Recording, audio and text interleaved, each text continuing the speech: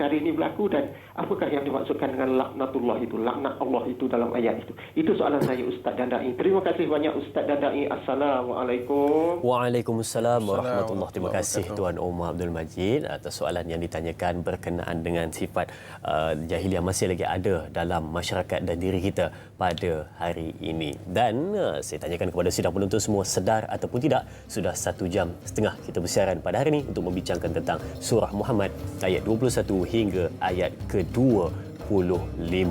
Jika tak sedar 1 jam setengah sudah kita bersiaran, maknanya anda berada dalam khusyuk menuntut ilmu. Terima kasih kepada anda semua. Khusyuk untuk ilmu bukan terlelap, ya. Baik, ya, kita akan sambung jawapannya itu di TV9, sambungan 30 minit di TV9. Teruskan menonton Tanyalah Ustaz, biar tahu jangan keliru.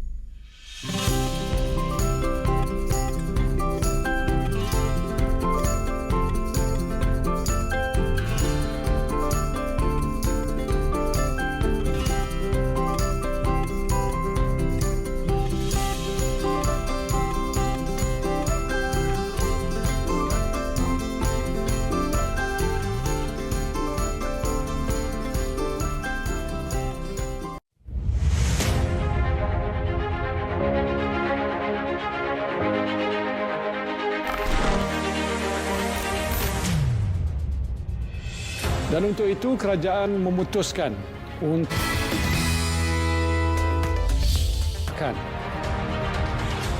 meringankan beban anda, kerajaan akan menyediakan bantuan prihatin nasional. Saya nak menzahirkan rasa terima kasih dan penghargaan saya kepada anda semua sebagai rakyat Malaysia. Anda adalah manusia yang hebat. Saudara-saudari yang saya kasihi sekalian, kita masih belum menang dalam perang menentang COVID-19 ini. Tetapi saya yakin insya-Allah kita akan menang.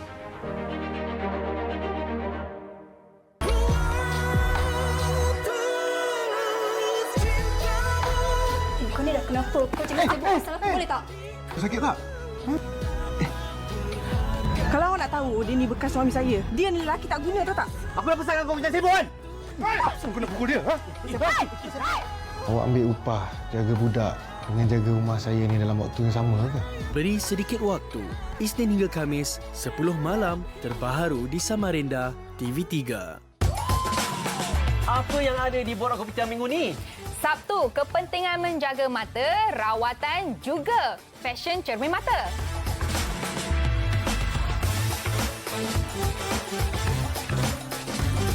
Ahad, seni kulinari, penataan makanan, hiasan serta peralatan khas.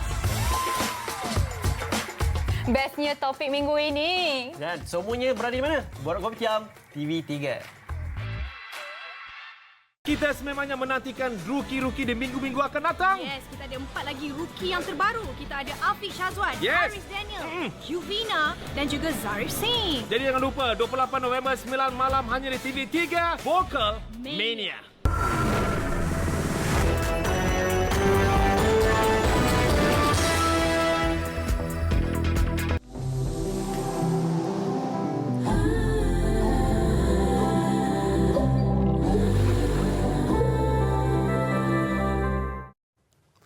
Assalamualaikum dan salam sejahtera. Pembayaran fasa kedua Bantuan Prihatin Nasional BPN 2.0 termasuk kepada permohonan baru dan rayuan yang lulus akan dibuat dalam bulan Januari 2021.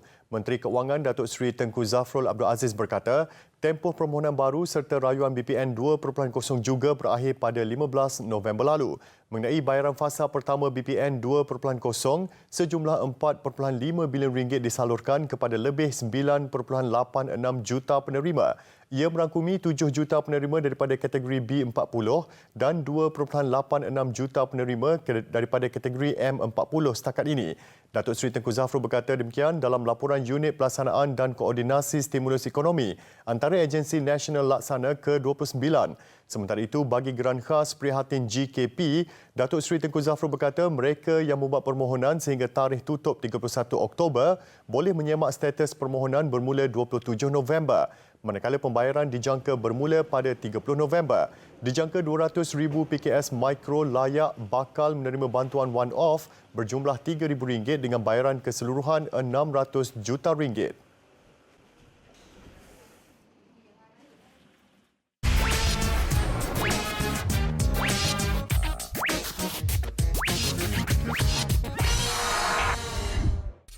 Kita berbangga Kelewatan penyaluran maklumat sekiranya berlaku pencemaran pada masa depan. Exco Pelancongan Alam Sekitar Teknologi Hijau dan Hal Ehwal Orang Asli Negeri, He Loy Siam berkata, hanya koordinasi yang baik mampu mempercepatkan sebarang tindakan bagi membendung isu pencemaran sumber air yang berlaku sebelum ini. Yang selepas insiden ini, koordinasi ini kena ditingkatkan. Saya beritahu semua insiden berlaku perlu cepat dengan segera dimaklumkan di grup WhatsApp grup dan kita akan ambil dengan segera untuk turun padang dan selesai isu.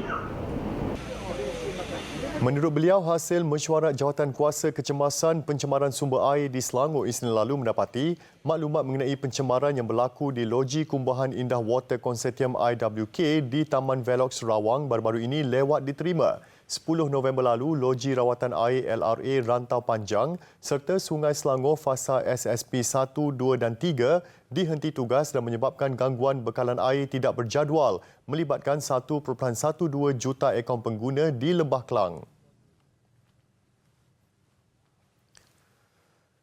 Polis Kedah terus memperketat kawalan di perairan negara bagi menyekat kemasukan pelarian etnik Rohingya yang dijangka berlaku berikutan situasi politik semasa di negara itu. Ketua Polis Negeri Datuk Hasanuddin Hassan berkata, tumpuan turut diberikan di kawasan sempadan Bukit Kayu Hitam ke Padang Besar Perlis membabitkan pelbagai agensi kawalan sempadan. Misi saya untuk tentukan operasi benteng kita ni dilaksanakan dengan baik dan kita percaya bahawa tidak mustahil akan masuk lagi pendatang-pendatang melalui jalan laut. Saya tidak nafikan. Dan di celahan tersebut ada juga mereka ni yang membawa barang-barang salah. Pihak polis juga akan memperketat kawalan bagi menyekat jenayah rentas sempadan termasuk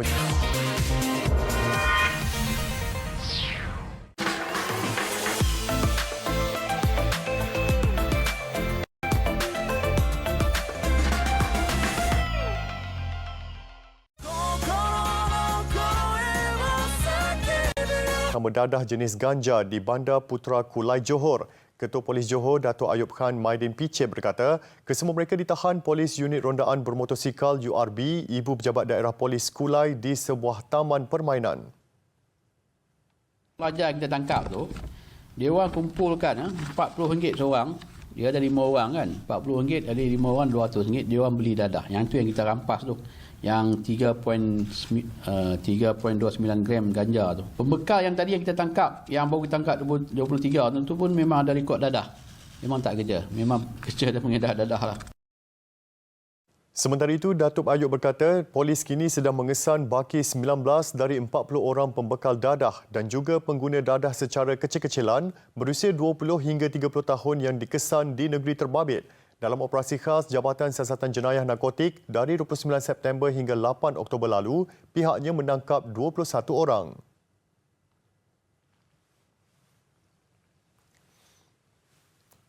Sekian buat waktu ini. Jumpa 9.30 pagi nanti. Salam hormat. Assalamualaikum.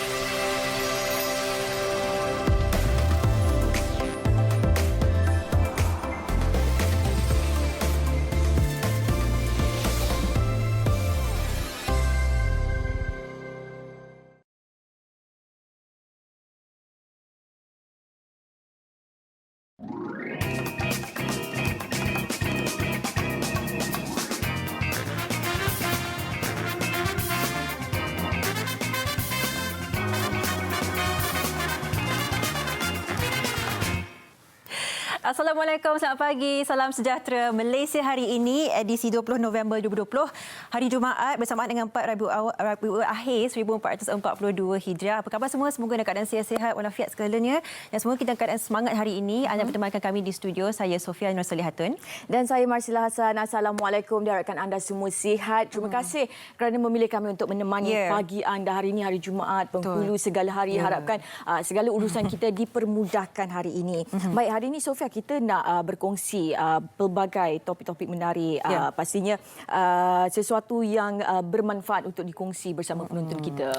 Hari ini kita berbincang berkenaan dengan peluang kedua. Berapa kerap sebenarnya dalam kehidupan kita yang kita mampu untuk berkata kita mendapat peluang kedua tersebut. Hari ini kita akan membincangkan, memberikan fokus yang penuh kepada mereka.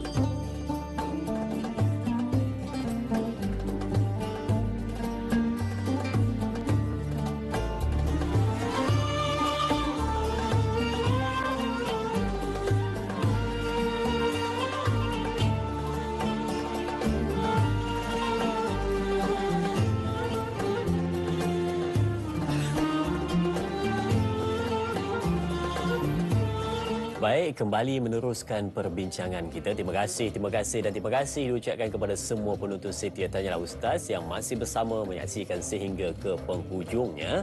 Baik, untuk kita meneruskan perbincangan, kita ambil kembali soalan dari sahabat kita Tuan Omar Abdul Majid sebentar tadi yang bertanya kita melalui panggilan. Bertanyakan dua soalan. Yang pertama berkenaan dengan kenapa masih lagi ada sifat jahiliah dalam masyarakat kita kini, dan yang kedua, apakah kesan laknat daripada Allah Subhanahu wa taala. Jadi jom kita dengar pencerahan bersama Al-Fadhil Ustaz. Silakan Ustaz. Ya, terima kasih kepada Haji Omar di atas soalan, dua soalan lah kita nampak. Basically ada dua soalan. Soalan pertama, ciri-ciri jahiliah yang masih ada. Kenapa masih ada ciri-ciri jahiliah dalam masyarakat kita? Betul. Dia begini, jahil ni lawan dia ilmu. Betul. Bila ada ilmu, dia akan terhakislah sifat-sifat jahiliah. Kita lihat 23 tahun dalam kerja dakwah Nabi Muhammad sallallahu alaihi wasallam, Al-Quran telah keluarkan mereka daripada jahiliah kepada masyarakat yang berilmu. Daripada bunuh anak perempuan kepada sayang anak perempuan, sampai mengangkat anak perempuan menjadi ketua, menjadi pemimpin. Dulu tak ada. Saya pergi ke Oxford University. Ustaz pernah pergi ke Oxford University ni, bukan belajarlah, pergi ziarah. Pergi ziarah.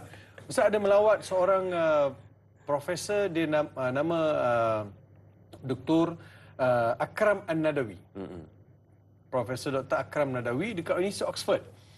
Beliau ni mengumpulkan karya hadis yang susur galurnya perempuan. Perawi itu semua perempuan. Dikumpul hadis-hadis yang perawi ini semua perempuan. Ataupun keterlibatan perempuan dalam periwayatan hadis. Jadi kalau